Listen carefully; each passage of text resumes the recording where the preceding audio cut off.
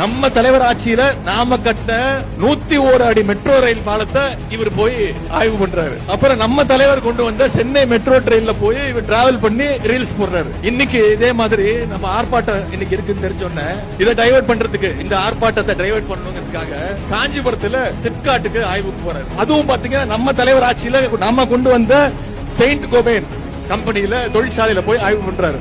ஆனா தொடர்ந்து நாம முதலமைச்சரா, நம்முடைய தலைவர் முதலமைச்சரா இருந்தப்போ அப்படி ஒரு மீன் பார்த்தேன். இன்னும் முதலமைச்சருக்கு புரியுற மாதிரி சொல்லணும்னா, ஊரா வீட்டு நெய்ல அவர் வீட்டுக்கு இன்னைக்கு ஸ்வீட் செஞ்சிட்டு இருக்கிறார். என்னமோ உங்க அப்பா வீட்டு காசை வித்து உங்க சொத்து மொத்தையெல்லாம் வித்து திட்டத்தை கொண்டு வந்த மாதிரி நாங்க அதை கொண்டு வந்தோம், நாங்க இதை கொண்டு வந்தோம்ன்றீங்களே.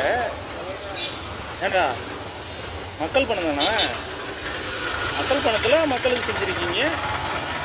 சரி, அது முடிவு போட்டுருச்சா இல்லையான்னு அவர் ஆய்வு பண்றாரு. நீங்க ஆட்சிக்கு வந்து அடுத்த நாள் அம்மா உணவகத்தை அடிச்சு நொறுக்குனீங்களப்பா. இதே சென்னையில அடிச்சு ஒன்றும் இல்லாமல் பண்ணீங்களே, அவ கொண்டு வந்த திட்டம் அது மாதிரியா பண்ணாரு. மக்களுக்கு என்ன நல்லதோ, மக்களுக்கு எது தேவையோ அதை பூர்த்தி பண்ணணும்னு அவர் பார்க்குறாரு.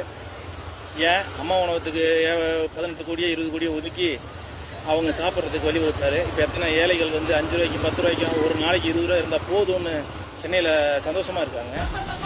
அந்த திட்டத்தை நொறுக்குனீங்களப்பா. என்னமோ நாங்கள் அதை கொண்டு வந்தோம், நாங்கள் இதை கொண்டு வந்தோம்ன்றீங்களே. என்ன உங்கள் வீட்டு சொத்தை விற்றீங்களா, இதில் சன்னு குடும்பத்தோட சொத்தை விற்று இதை வந்து செஞ்சுருக்கீங்களா? ஹெல்ப் பண்ண தானே, மக்களுக்கான தேவையை அவர் பூர்த்தி பண்ணணும்னு ஆய்வு பண்ணுறாரு. இதில் என்னப்பா சார், உதயநிதி சார், நீங்கள் தான் சினிமா செய்தியை பார்க்க மாட்டீங்களா சார்? அப்படியே சார் இந்த செய்தியெல்லாம் பார்க்குறீங்க. வாழ்க்கை ஒரு வட்டம் சார்.